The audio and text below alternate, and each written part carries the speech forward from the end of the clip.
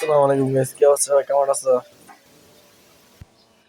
সবাই animal bird এসে স্বাগত গাইস।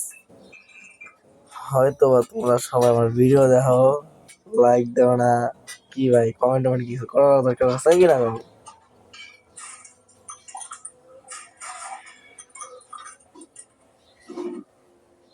একটা মিনিট। আচ্ছা ভাই, আমার ফেস রিভিল দেওয়ার চান্স হয়তো বা ডিসেম্বর,